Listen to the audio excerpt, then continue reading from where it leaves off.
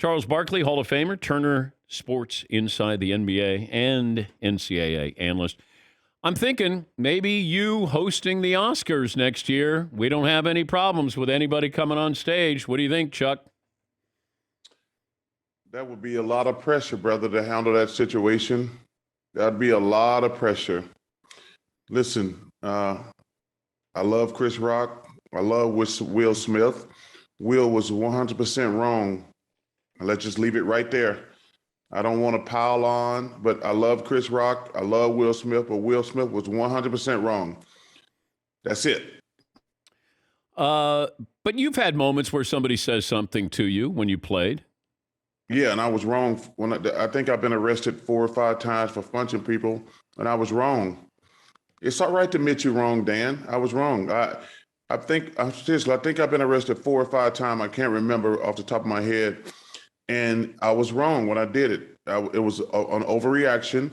Part of our job is to get heckled and people say stupid stuff to you. But at the time I was 25, 26, and I was an idiot for overreacting. Unless somebody physically come at you, you grow up. I'm almost 60 years old now. And stuff you do when you 25, 26, when somebody heckle you, you can't do it. That goes with the job. Yeah, I know it's tough because I've been courtside and I hear some of the things that are said, and I don't know how you just turn the other cheek. Yeah, listen, unless they get personal, you just turn the other cheek. I mean, you got to. Yeah. I mean, fans, listen, most of the fans are great. I've said this to you before. 90% of fans are great. 10% of them are just jackasses who are jealous and just mad at you because you're successful. But you got to turn the other cheek. Who would have thought that we're 7 days out from the start of the Masters, and there's a chance that Tiger Woods is going to be playing? Man, when I started following that, I'm not a nitwit. I wasn't following the plan and everything. When I started hearing their stuff, it was exciting. I don't know if he can win, but it'd be fun to see him there. I mean, I think just making the cut, I mean, if he win it, it'd be like the greatest sports story ever. I mean, it'd be crazy considering where he was. But if he just makes the cut, it'll be an incredible story. I think even if he tees it up, Charles, even if he plays one round.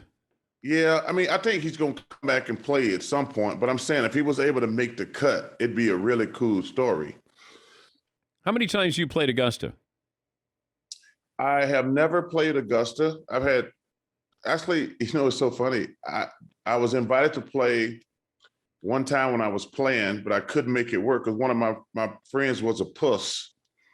So one of my friends' name is Neil Hartman, and he was getting married Saturday night at 6:00. And I had a friend, I was going to rent a private jet. We were going to fly to Augusta and play. And he was too much of a coward. He's one of my best friends. He was too much of a coward. I said, dude, we're going to be back like 3-4 hours in advance. And we didn't get to play. And then I actually got an opportunity to play next Monday. But the regular season ends on a Monday. I talked to Ernie about it. Ernie told me to do it. I said, too much. So the season ends next Sunday. I was invited to play the following Monday, but the play-in game starts on Tuesday. And I was like, yo, man, I get off at 2 a.m. I'd have to leave at 6, tee it up, drive 2 hours, and then get back and do a game the next day. And I said, I'm just going to wait until because I want to enjoy the experience. Yeah. So, I was supposed to play next Monday, but I just can't make it work. He's Charles Barkley, the Hall of Famer, inside the NBA analyst. Do you have an MVP vote? I do not. Do you want one? And I don't care. But let me tell you something. This is going to be, I had Embiid for 90% of the season. I think the Joker has probably taken the lead. I would love to see more love for Devin Booker. But, man, it's going to be really tight. Like I say, the first 5 months of the season, the Embiid had it, and he's kind of slowed down. Joker has been consistent. But like I say, I would love to see Devin Booker get some more love in the situation. Is James Harden hurting Joel Embiid's MVP chances? I wasn't a big fan of the trade when it happened. I think it's either going to go down to one of the Sixers got a 2-year window to win it this year and next year. And that's it. It's going to be really tight in the Eastern Conference because, man, I actually watched Boston play Miami last night. I don't even think either one of those teams are going to win the East. I still think it's Miami. Excuse me. I think it's Milwaukee. I think Milwaukee is still going to win the East. Hey, listen, if somebody voted for Giannis Antetokounmpo, I would have no problem with MVP either. But I do think it's Joel and Joker, and if Devin Booker should get some love. But if Giannis won it, I would have no problem with that. But I think they're the team to beat in the Eastern Conference. Yeah, I'm with you. I thought it was Embiid's to lose, but, I watch Giannis, and he's competing against himself. What he does, we're kind of measuring him against himself, and I think we take him for granted. Yeah, I don't know if we take him for granted. I mean, they were struggling early because of all the injuries, and they're probably gonna. I think they're probably gonna finish with the best record in the East. And if like I say, Joel was playing at a hell of a level before the James Harden trade, and you consider they were in the top 3 or 4 without Ben Simmons, but listen, he has faded a little bit. But like I say, Joker has been there, and he's playing. He's playing at the same level. But like I say, Devin Booker gets no love, and he deserves some love. This is going to be, in my opinion, probably the closest vote since I got robbed by Magic Johnson in 1986, 87. I'm still bitter, Dan. Did you think you got robbed? 100% I got robbed, because if you go back, it was the closest vote ever. And what bothered me about it was I got all the first place votes, and I didn't get any second and third place votes, which was impossible. Wow. If I get all the first place votes, the worst I'm going to get is second and third. So if you go back and look at the voting, I got all the first place votes, and then I didn't get any second and third place votes. And I was really pissed about that. Okay, was it more of a robbery that you didn't win, or that Shaq lost to Steve Nash? Well, Shaq is 100% wrong in his argument. This is it's like when these guys on television today who have no talent, they argue about the Michael Jordan, LeBron thing. And it's like, wait a minute, there's no right or wrong answer. I'm a Michael guy, and I love LeBron. LeBron's amazing. But these guys on television who have no talent argue about stuff that's so it's a lose-win proposition. So Shaq, it's always went to the guy who had the best record in the NBA. It never went to the best player. Michael Jordan was probably the best player in the NBA for 3 years before he won MVP because his team wasn't winning. Yeah.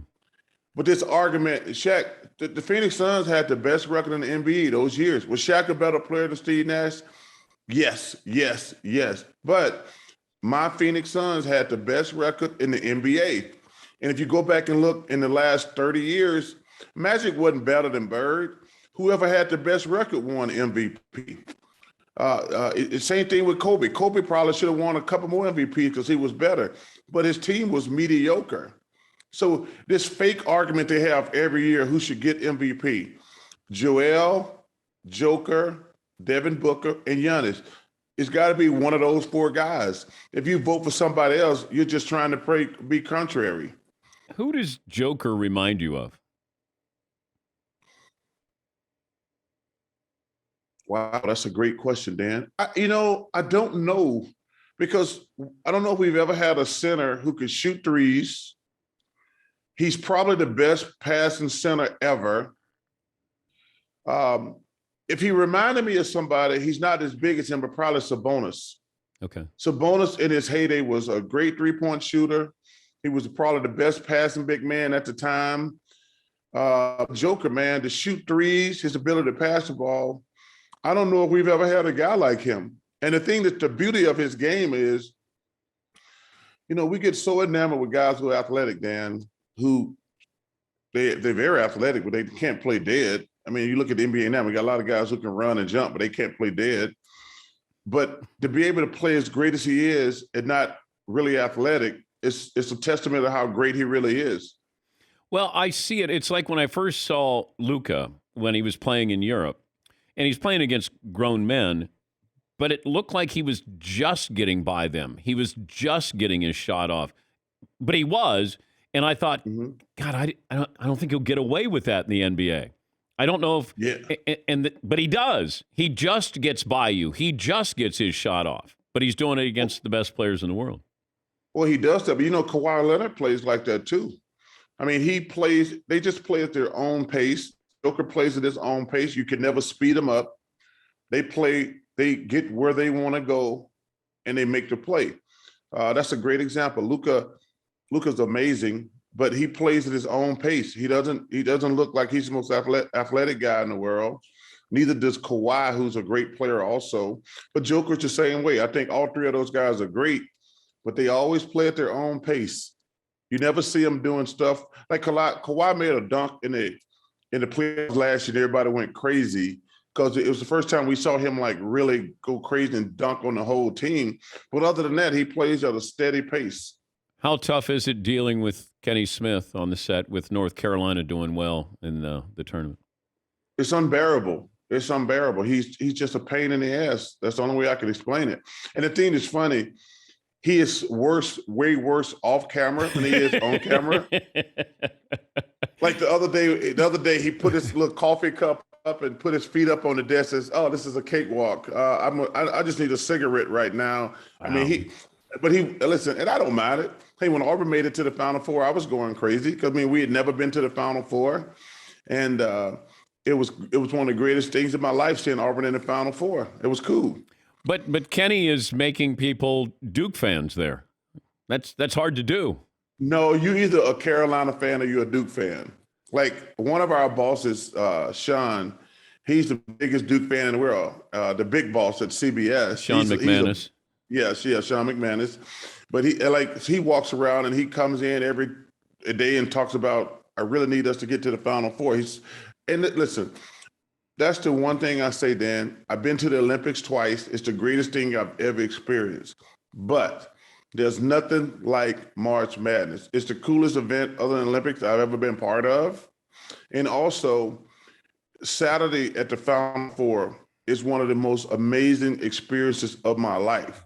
I mean, when you got 20,000 fans of each school, when that Saturday afternoon start, there's nothing like Saturday morning, Saturday afternoon. Man, it's so cool.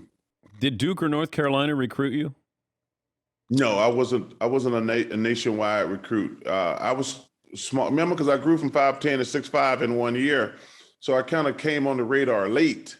And I got recruited by, I didn't even get recruited by big SEC schools like Kentucky and Georgia. I mean, it was pretty much Alabama, Auburn, and UAB. And I made the best decision ever to go to Auburn. It's great to talk to you. Hope you're doing well. You look good. Thank you, brother. Things are going great.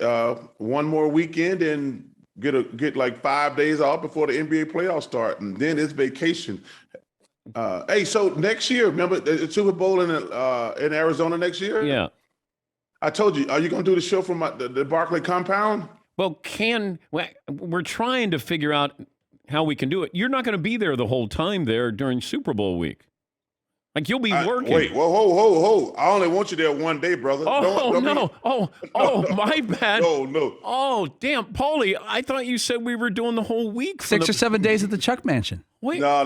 Nope. One day at the Barkley. First of all, it's not a mansion; it's a compound. It's called the Barkley Center. Yeah, the Barkley Center. Yes. See? But you get 1 day there, Dan. You're not going to do all week. Hell no. Oh. All right. Let me think about doing it. I appreciate the offer, but I thought, God, we got a week that we can spend at Charles' house. Yeah. Nope. Nobody can spend a week at my house. You can spend a day at the Barkley house. A day. All right. Well, how many square feet do we have here? I think it's 20,000, something like that. When you don't know how many square feet you have, you got too many.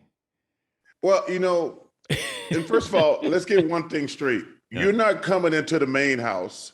You can either use my drive. I got a putting green and driving range, and I got a tennis court in my backyard. Okay. You're gonna do the show. You're gonna do the show probably from the tennis court, and when you have to go pee, you're gonna go to the guest house. I'm not letting you in the big house. Well, what's in the big house that you're worried about? Money. Oh, stop. Jewelry. There's no trophies in there. Oh, there's a couple trophies in there. That's an MVP. You know what? The only trophy I got. Okay. The only trophy I got. Well, I got 2 gold medals in there, and I got my MVP. Those are the only 3 medals I've ever kept in my life. Yeah, but I can go to Michael Phelps' house and see all the gold medals I won. I don't care about yours. But listen, let me tell you something. I love Phelps, but he don't have no MVP trophy. Let me tell you something. If you melt all his gold, if you melt all his gold medals, they won't be able to make one MVP trophy. Don't forget that. Wow. Well, I can always go to Jordan's house and see. He's got a few MVPs. Yeah, he got a few MVPs. Now, you know what? Does he keep his stuff out? Does he have a display case? I don't know the answer to that question because I haven't been to the new house in Jupiter. Okay. But just for the record, I don't keep my stuff just sitting out. You have to come into a special room. I don't listen. I'll stay in the guest house. Okay, that's the only way you got to go to the bathroom. You're not staying anywhere. Oh, we're not even staying on the property? No. Are you kidding me? Wait, you can come to the house and do the show. And I told you, if you got to go to the bathroom, you're going in the guest house. You're not coming in the big house. How about a guided tour? Can we do that? With no cameras? Yeah.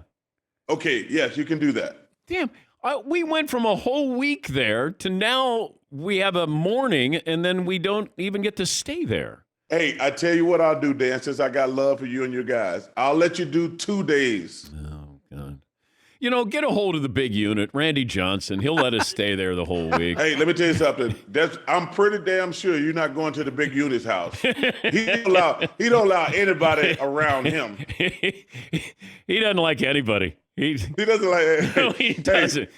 You know what? It's so funny. I've had people ask me about Randy Johnson for like years. I said, and Randy's always been great with me personally. And I did like, yo, man, he wasn't very friendly. I said, yeah, you probably shouldn't walk up to the big unit. Thank you, Chuck. Have fun this weekend. All right, guys. Thanks for having me. Be safe. That's Charles Barkley. We'll take a break. Phone calls coming up after this.